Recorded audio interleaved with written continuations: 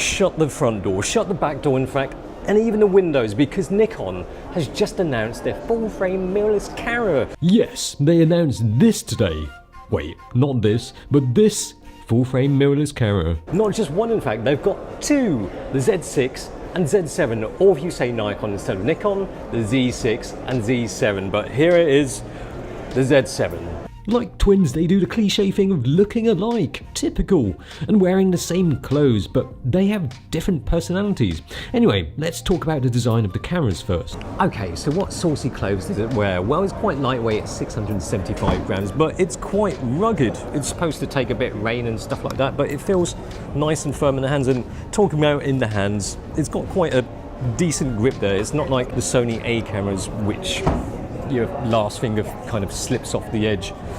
But in terms of screens, you've got a 3.2 inch screen, which is really quite good. It doesn't reflect. You don't just like look at a reflection of yourself when you're taking a picture.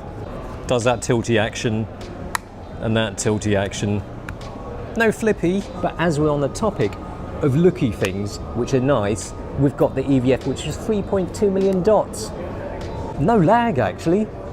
It's really nice. Even when you're pressing the button to focus, nothing, no lag, brilliant. Oh, check out that little LCD on top. It's like a kind of negative reverse LCD. I like that a lot.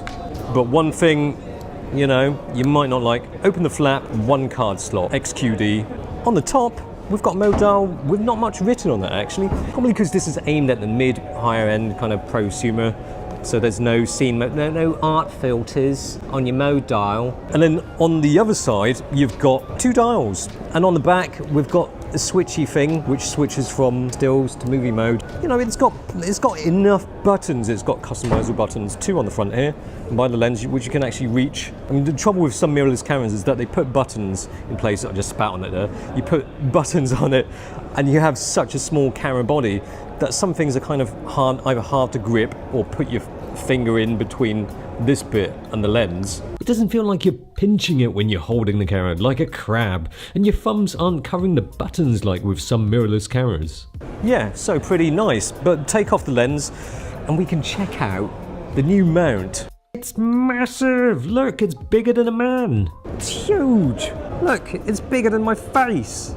It's 55mm wide. If you compare that to the F mount, which is 44, that's quite a bit bigger. And why have they done that?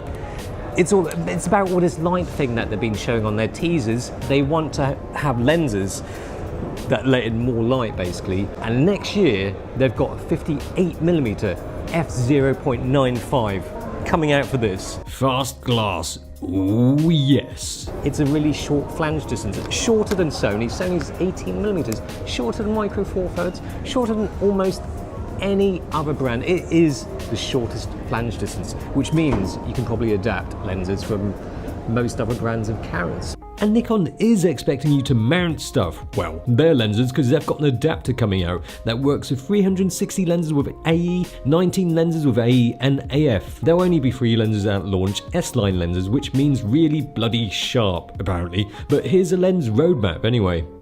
Alright, so there are two versions, yes, the Z6, Z7. The Z7 is the higher resolution one. It's got 45 megapixels. The low resolution one, 24 megapixels, which they call the all-rounder. So supposedly it's good for everything, right? Anyway, let's go take some pictures.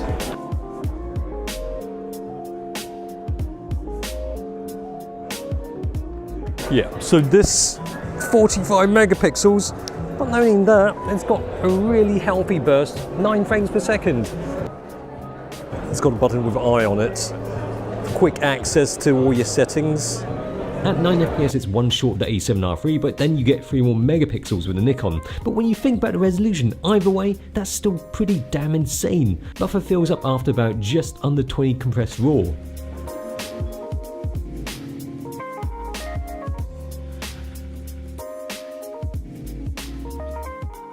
Well, the high resolution version has got 493 autofocus points.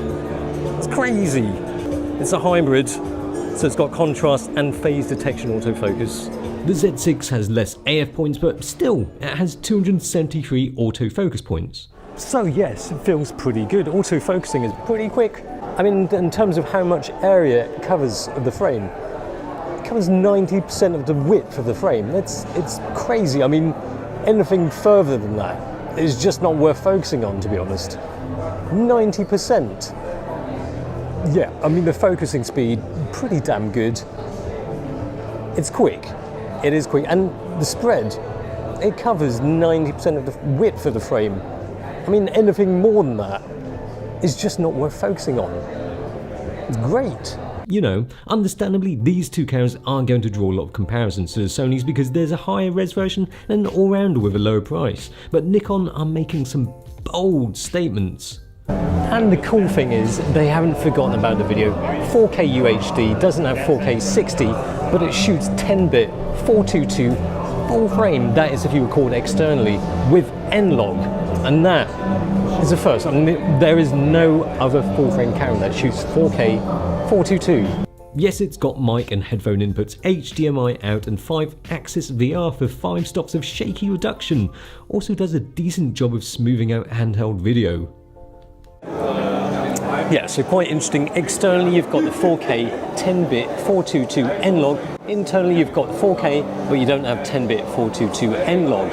But still 4K full frame, and you've got phase detection autofocus, so it should focus quite well. It works alright. The focus is smooth, organic if you will. It did focus on the background a couple of times, but this is the best continuous AF in a Nikon for video. And the colours look great on a Nikon, even if the flattest you can have it is the flat picture profile.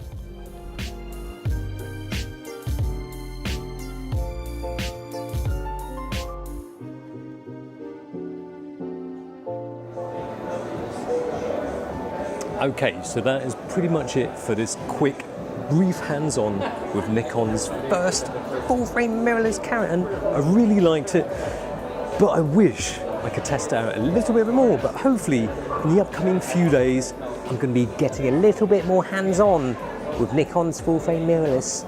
Let's find out. I do want to test out the Z7 a bit more. Things are looking promising though. It feels and shoots well. As Nikon are entering into the mid-higher end mirrorless market where one brand has taken all the glory so far, Nikon really had to make a splash with their entry. And they really haven't disappointed. It's got the sensor size, the body, the image, the performance, and surprisingly a video feature that is pretty damn good. 2018 is shaping up to be a phenomenal year for mirrorless, but a bad one for one's bank account.